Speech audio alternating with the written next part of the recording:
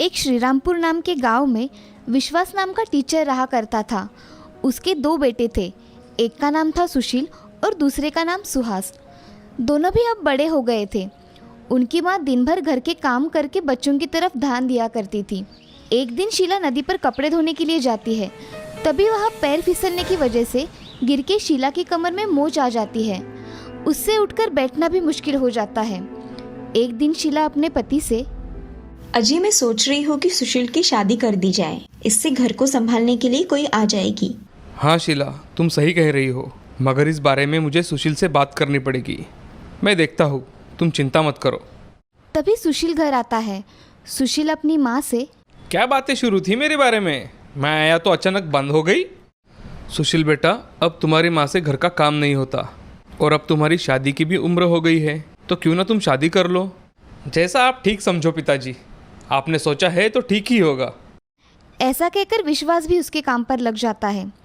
कुछ दिनों बाद विश्वास एक अच्छी लड़की ढूंढकर उससे सुशील की शादी करवा देता है। सुशील और सुहानी बहुत खुश रहा करते थे। उनकी गृहस्थी बहुत अच्छे से चल रही थी। 2 महीनों बाद मास्टर विश्वास रिटायर्ड हो गए थे। अब वो दिन भर घर पर ही रहा करते थे। शीला और विश्वास दिन भर बातें करते और अपने नए बहू के साथ अपना समय बिताते थे। एक दिन विश्वास को हार्ट अटैक आकर उनकी मौत हो जाती है। उनके बाद घर में बड़ा बेटा सुशील और छोटा बेटा सुहास अपनी माँ के साथ रहा करते थे। अब सुशील की पत्नी सुहानी कोई भी काम ढंग से ना हो तो सास और देवर को बोल लगाया करती थी। एक दिन बहुत सारा खाना घर में बच जाता है। सास ने खाने से मना कर दिया। तब सुहानी ने, बहू मुझसे ये खाना नहीं खाया जाएगा। हाँ, यहाँ कौन सी मेहनत करनी पड़ती है। भाभी, माँ को कुछ मत कहो, वह खाना कल का है, उसकी तबीयत के लिए वह ठीक नहीं है। अरे यहाँ क्या सब फोकट में आता है? तुम्हें क्या मेहनत करनी पड़ती है? हाँ भाभी, ये सब पता है, मगर मेरी पढ़ाई ख़त्म हो जाने के बाद मैं भी काम करूँगा, तो आपको ये बोलने की नौबत नहीं आएगी। तेवर तो देखो, मुझसे आवाज ऊपर करके बात करते हैं। तुम रुको, मैं तुम्हारे भैया से बात करके इस समस्या का समाधान निकालती हूँ। मैं ये हर रोज के किटकिट से परेशान हो गई हूँ। सुहानी गुस्से से अपने कमरे में चली जाती है। अगले दिन वो अपने पति से घर के बंटवारे के बारे में बोलती है। अजय, मैं अब इस घर में नहीं रह सकती, मुझे मेरे हक का घर चाहिए। अरे सुहानी, तुम्हें आज अचानक क्या हो गया है? कुछ हुआ होगा तो बैठकर समस्या का हल निकालते हैं। मैंने आपसे कहा ना, मुझे इस घर में नहीं रहना। आप सोच लो आपको क्या करना है। अब सुशील अपनी माँ के साथ बात करने चला जाता है। अरे बेटे, आज तुम्हें कुछ काम है क्या? तुम कुछ चिंता में दिखाई दे रहे हो। हाँ माँ, मैं सोच रहा हूँ कि मैं मेरा हिस्सा लेकर अलग हो जाऊँ, क्योंकि तुम्हारी और सुहानी की हर रोज की नोकझोंक मुझे पसंद नहीं, इसलिए मैं कह रहा हूँ। मगर भैया, इसकी कोई ज़रूरत नहीं है, हम एक साथ रहे, ये हमारे माँ पिताजी का सपना था। हाँ बेटे, तुम सही कह रहे हो। हम हमारी जायदाद के समान हिस्से कर देंगे। तुम तुम्हारा हिस्सा लेकर सुहानी के साथ खुश रहो। माँ, मैं जमीन में से 2 एकड़ जमीन ले लेता हूँ, बाकी की 3 एकड़ जमीन में सुहास को दे देता हूँ। ठीक है भैया, मुझे कोई आपत्ति नहीं है, मुझे तुम्हारा निर्णय मंजूर है। बेटा, तुमने सब तय कर ही लिया है तो यही ठीक होगा कि हम दोनों इसमें ना बोले। माँ, मैं कल ही हमारी दुकान का काम कर लूँगा और वहाँ रहने के लिए चला जाऊँगा। जैसा तुम्हें ठीक लगे बेटा। ऐसा कहकर सुशील वहाँ से चला जाता है। माँ और सुहास को बहुत दुख होता है कि सुशील उनसे ऐसी बातें कर रहा था। कुछ दिनों बाद सुशील अपने दुकान का काम पूरा करके वहाँ ही घर बनवा लेता है। दोनों भी वहाँ रहने के लिए चले जाते हैं।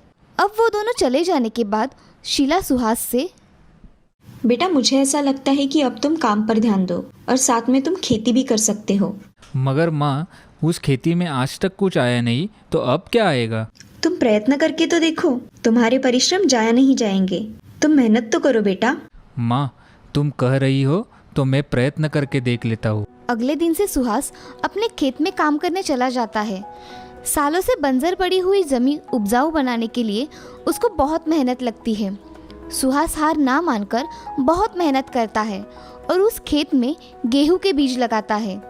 उस खेत में सुहास दिन रात मेहनत करके गेहूं का अच्छा उत्पादन लेता है। सुहास अपना गेहूं बाजार में बेचने चला जाता है और तभी सुहास व्यापारी से बात करता है। रामदास सेठ, मैंने इस साल में खेत में गेहूं का उत्पादन किया है, क्या आप मेरे गेहूं खरीदेंगे? हाँ, खरीदूंगा, मगर मुझे गेहूं कैसा है ये देखना पड़ेगा। सुहास के लाए गेहूं उन्हें देखते ही पसंद आ जाते हैं। अरे सुहास, तुम्हारे गेहूँ बहुत अच्छे हैं, मैं इनके अच्छे दाम दूंगा, मगर सारे गेहूँ के बीज मुझे ही बेचना होगा, तो ही मैं तुम्हें अच्छे दाम दूंगा। जी सेठ जी, मैं आपको ही मेरे गेहूं के बीज बेचूंगा। अच्छा, तो मैं चलता हूँ। ऐसा कहकर सुहास वहाँ से अपनी 2 बोरी गेहूं के बीज सेठ को बेचकर वहाँ से चला जाता है। सुहास इस साल के पूरे गेहूं के बीज उस सेठ को बेचकर अच्छे पैसे कमा लेता है और अपनी मेहनत शुरू रखता है। अब वो कुछ दिनों में अच्छा कमाने के कारण अपना खुद का घर और खेती बढ़ा लेता है। इधर सुशील गांव में दुकान में अच्छा घर बनाकर रहने लगता है, लेकिन उसका धंधा कुछ अच्छा नहीं चल रहा था। उसी के कारण वो बहुत परेशान रहने लगा था। तभी उसे पता चलता है कि सुहास ने खेती करके बहुत तरक्की कर ली है और वो घर जाकर, सुहानी, तुम्हें पता है सुहास का कारोबार बहुत बड़ा हो गया है, क्यों ना हम सुहास से मदद मांगते हैं। तुम कह रहे हो तो हम मांगेंगे उनसे मदद, मगर क्या वो हमें मदद करेंगे? हाँ, क्यों नहीं, वो मेरा भाई है, वो मेरी मदद ज़रूर करेगा। सुशील सुहानी के साथ सुहास के घर चले जाते हैं और वहाँ जाकर, माँ, मुझे माफ़ कर दो, मुझे माफ़ कर दो मेरे भाई। अरे भैया, तुम यहाँ आओ ना। आज कैसे आना हुआ बेटा? माँ, मुझे मेरी गलती का पूरा एहसास हो गया है, हम दोनों को माफ़ कर दो। हाँ माँ, मुझे माफ कर दो, हमसे बहुत बड़ी गलती हो गई। तुमको एहसास हो गया है, यही बहुत है मेरे लिए। अब हम साथ साथ रहेंगे, आपको कोई आपत्ति नहीं है ना भाभी? नहीं सुहास, मुझे कोई आपत्ति नहीं है, हम अब साथ साथ रहेंगे और मेरे बुरे बर्ताव के लिए मुझे माफ कर दीजिए। ऐसा कहकर सुहास और सुशील मन के सारे गिले शिकवे मिटाकर फिर से एक साथ रहने लगते हैं। अब उनका परिवार एक खुशहाल परिवार बन जाता है। घमंडी पेड़। एक जंगल में एक सेब का पेड़ था। वो पेड़ बहुत ही घमंडी था। वो किसी को भी अपनी डाली पर बैठने नहीं देता था। ठीक उसके सामने एक आम का पेड़ था जो बहुत दिलदार था। उसे सबकी बहुत परवाह थी। एक दिन एक बूढ़ा आदमी जंगल से गुजर रहा था। वो चलते चलते बहुत थक गया और सेब के पेड़ की छांव में बैठ गया। ए, उठो यहाँ से। ए सेब के पेड़, मैं बहुत थक चुका हूँ, मुझे थोड़ी देर आराम करने दो, मैं आराम करके निकल जाऊंगा। नहीं, तुम अभी उठो और निकल जाओ यहाँ से। जाके दूसरे पेड़ के नीचे आराम करो। फिर भी वो बूढ़ा आदमी पेड़ की बात नहीं मानता। अब देखो मैं क्या करता हूँ। गुस्से में आकर सेब का पेड़ उस बूढ़े आदमी के ऊपर अपने सेब गिराने लगता है। ये तुमने क्या किया? एक ना एक दिन तुम्हारा घमंड जरूर उतरेगा। ये सब पास ही खड़ा आम का पेड़ देखता है और बूढ़े आदमी को कहता है, अरे अरे, आप चिंता मत करिए, यहाँ आइए मेरी डालियों की छाव में।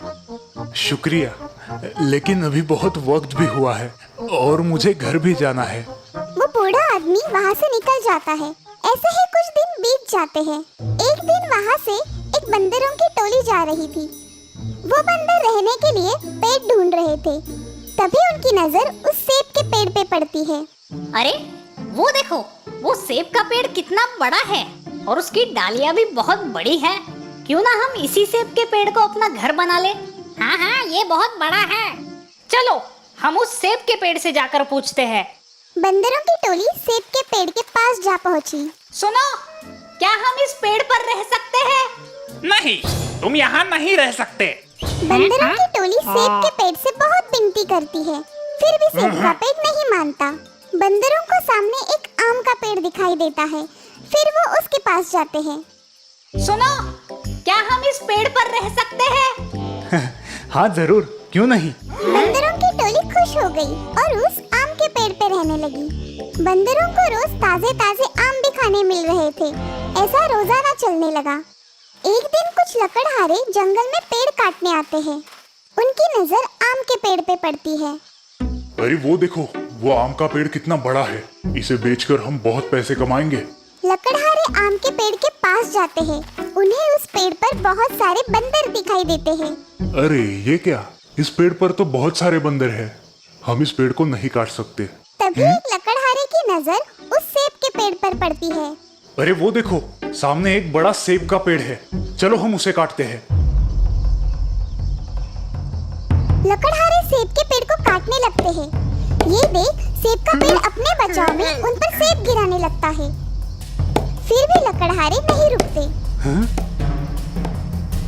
बचाओ बचाओ, कोई मेरी मदद करो, बचाओ।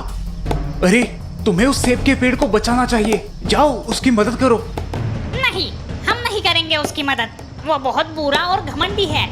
अरे नहीं दोस्तों, ऐसा मत बोलो, फिर उसमें और हम में क्या फर्क रह गया। ठीक है, हम उसे बचाते हैं। सारे बंदर सेब के पेड़ पर चढ़ जाते हैं। रुको लकड़हारे, पेड़ को तोड़ना बंद करो। नहीं, हमें ये पेड़ तोड़ना है। तुम जाओ अपना काम करो।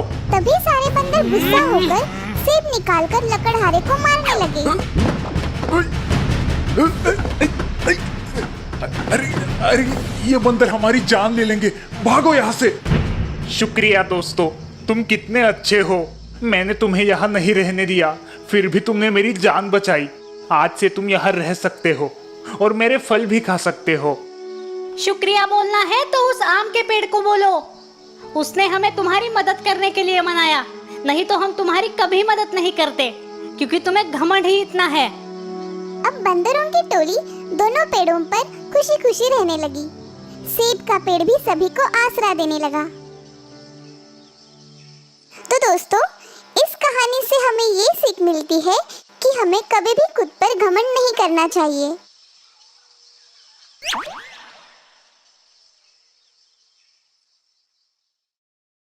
सुंदरपुर नाम के गांव में राधा नाम की औरत अपने बेटे सूरज के साथ रहा करती थी। उसके पति हाल ही में गुजर जाने की वजह से उसके परिवार को आधार देने वाला कोई नहीं था। इसीलिए राधा हमेशा कुछ न कुछ काम की तलाश में रहती थी। ऐसे ही एक दिन राधा ने अपने घर का काम खत्म किया और काम की तलाश में घर के बाहर निकल पड़ी। उनके गांव में एक हलवाई की दुकान थी। राधा उस दुकान में गई। नमस्ते भाई साहब, मुझे आपके यहाँ कोई काम मिल सकता है क्या? नहीं बहन, मेरे यहाँ फिलहाल तुम्हारे लिए कोई काम नहीं है। भाई साहब, आप मुझे बर्तन मांजने बोलोगे तो भी मैं कर दूंगी। अरे नहीं बहन, ऐसा नहीं है, मगर मेरे यहाँ कुछ काम ही नहीं है। तुम चाहो तो शहर जाकर मेरे भाई के दुकान में काम कर सकती हो। मैं उससे बात करूंगा, वो तुम्हें काम पर रख लेगा। जी भाई साहब, आपका बहुत बहुत शुक्रिया, मगर जाना कौन से शहर है? अरे बहन, हमारे गांव के नजदीक है ना, किशनगढ़, वही शहर। मैं तुम्हें उसके दुकान का पता देता हूँ। ठीक है भाई साहब। राधा वहां से चली जाती है। अगले दिन राधा और सूरज किशनगढ़ के लिए रवाना होते हैं। वहां पहुंचकर राधा दिए हुए पते पर पहुंच जाती है और वहां जाकर, नमस्ते भाई साहब, मैं सुंदरपुर से आई हूँ। भाई साहब ने मुझे आपके यहाँ काम के लिए भेजा है। हाँ हाँ बहन, आओ। तुम्हें यहाँ कुछ बर्तन साफ करने होंगे, खाना वगैरह यही मिलेगा और महीने की 3000 तनख्वाह दूंगा। चलेगा ना? हाँ भाई साहब, चलेगा। मैं काम पर कब आ सकती हूँ? कल से आ जाना बहन, ठीक है? आज रहने का बंदोबस्त कर लो।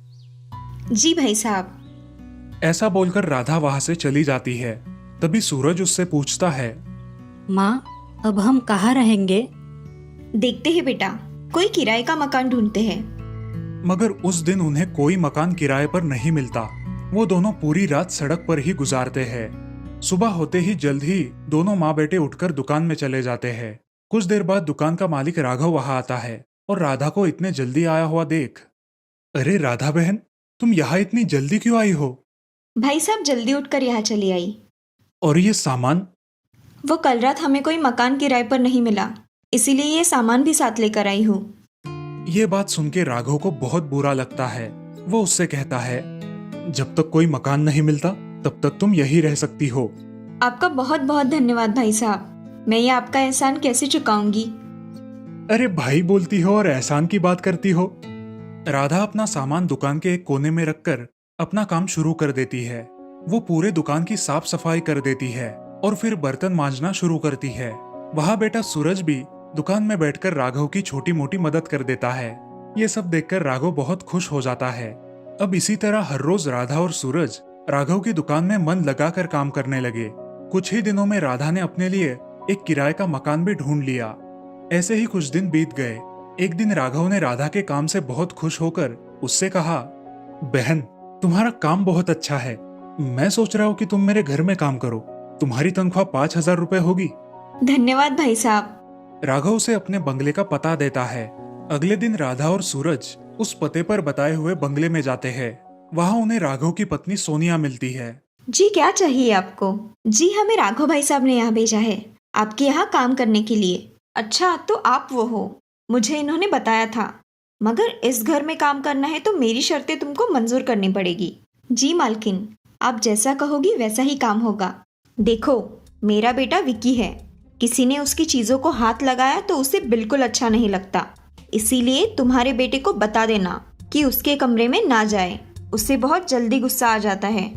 जी मालकिन, जैसा आप कहे। मेरा बेटा कुछ नहीं करेगा, आप चिंता मत कीजिए। अब ऐसे ही एक दिन सूरज को विकी के खिलौनों में से एक गाड़ी बहुत पसंद आती है और वो उसे लेकर खेलने लगता है। ये देखकर सोनिया उस पर चिल्लाती है। रखो वहाँ, तुम्हें हाथ लगाने के लिए किसने कहा? राधा! उसकी चीख सुनकर राधा वहाँ आ जाती है। क्या हुआ मालकिन? तुम्हें पता है ना विकी के किसी भी चीज को हाथ नहीं लगाना है। मालकिन गलती हो गई होगी, मालकिन छोटा समझकर माफ कर दीजिए। ऐसा कहकर राधा की आंखों में पानी आ जाता है। हाँ ठीक है, मगर आज के बाद विक्की के किसी भी सामान को सूरज ने छूना नहीं चाहिए। जी मालकिन, मैं याद रखूंगी और उसको भी समझा दूंगी। सोनिया वहाँ से चली जाती है और राधा अपने बेटे को समझाने लगती है। सूरज, तुम्हें बताया था ना कि विक्की की चीजों को हाथ नहीं लगाना, फिर तुमने उसकी गाड़ी को हाथ क्यों लगाया? माँ, मुझे वो गाड़ी बहुत पसंद आई, इसलिए मैं उसे उठाकर देख रहा था। बेटा आज के बाद विक्की की चीजों को हाथ नहीं लगाना, ठीक है? हाँ माँ, नहीं लगाऊंगा। ऐसे ही एक दिन राधा सब्जियां लाने के लिए बाजार गई थी और सोनिया भी बैंक का कुछ काम होने की वजह से घर से बाहर थी। घर में सिर्फ विकी और सूरज ही थे। विकी अपने कमरे में खेल रहा था। खेलते खेलते उसकी बॉल घर में एक जगह ऊपर अटक गई और उस बॉल को निकालने के लिए विकी ने एक कुर्सी ली और उस पर चढ़ गया। उस बॉल को निकालते निकालते अचानक उसका पैर फिसल गया और वो उस कुर्सी से नीचे गिर गया। गिरते ही वो बेहोश हो गया। उसकी आवाज सुनकर सूरज वहां आया और उसने देखा कि विकी बेहोश हो गया है। उसे समझ नहीं आया कि क्या किया जाए। वो मदद ढूंढने के लिए तुरंत घर के बाहर निकला। वहां उसे एक आदमी दिखाई दिया और सूरज उससे मदद मांगने लगा। चाचा, चाचा मुझे आपकी मदद चाहिए, क्या आप मेरी मदद करोगे? हाँ बेटा, मगर क्या हुआ है बताओगे? सूरज सारी बात उस आदमी को बता देता है और उसकी मदद मांगता है। अब वो आदमी सूरज के साथ घर में चला जाता है। वो विकी के पिताजी को फोन करके सब बता देता है और तुरंत विकी को अस्पताल में लेकर जाता है। कुछ देर बाद सोनिया घर आकर देखती है तो उसे घर में कोई दिखाई नहीं देता। वो अपने पति को फोन करती है। तब उसे पता चलता है कि विकी नीचे गिरकर बेहोश हो गया था और उसे अस्पताल लेकर गए हैं। तभी राधा वहां आती है। मालकिन क्या हुआ है? आप रो क्यों रही हो? अरे विक्की कुर्सी से नीचे गिरकर बेहोश पड़ गया है और उसे अब अस्पताल में भर्ती किया हुआ है। कुछ नहीं होगा विक्की को, चलो हम अस्पताल जाकर देखते हैं। ऐसा बोलकर सोनिया और राधा अस्पताल में जाते हैं। अस्पताल जाने के बाद सोनिया रोने लगती है। कुछ देर बाद डॉक्टर वहां आते हैं। डॉक्टर, कैसी है अब विकी की तबीयत? उसे कोई खतरा तो नहीं है ना? नहीं, उसकी जान को कोई खतरा नहीं है, मगर समय में अस्पताल में लाने की वजह से बहुत बड़ा खतरा टल गया है। आपका बहुत बहुत धन्यवाद डॉक्टर। धन्यवाद मेरा नहीं, इस आदमी का कीजिए जो समय रहते इसको यहाँ पर लेकर आया। जी डॉक्टर। भाई साहब, आपका बहुत बहुत धन्यवाद, आपने मेरे बच्चे की जान बचाई। अरे भाई साहब, मैंने कुछ नहीं किया, जो कुछ भी किया है इस बच्चे ने किया है। इसी ने मुझे बुलाकर अस्पताल में लेकर जाने के लिए कहा। अगर इसने समय पर कुछ नहीं किया होता तो न जाने आज क्या हो जाता। इसके तेज दिमाग की वजह से ही आपका बच्चा बच पाया। आप सही कह रहे हो बेटा सूरज, तुम्हारा बहुत बहुत धन्यवाद। चाचा, ये तो मेरा दोस्त है ना, मैंने अपने दोस्त के लिए सब किया। राधा, आज से तुम हमारे घर की सदस्य हो, हमारे ही घर में रहोगी, समझी? सच में मालकिन? हाँ, मुझे ऐसे प्यार करने वाली बहन और बेटा हमेशा के लिए चाहिए। और इस तरह से अब राधा और सूरज राघव के परिवार का एक हिस्सा बनकर हंसी खुशी रहने लगे। इस कहानी से हमें ये सीख मिलती है कि हमें हर व्यक्ति की कदर करनी चाहिए, चाहे वो अमीर हो या गरीब।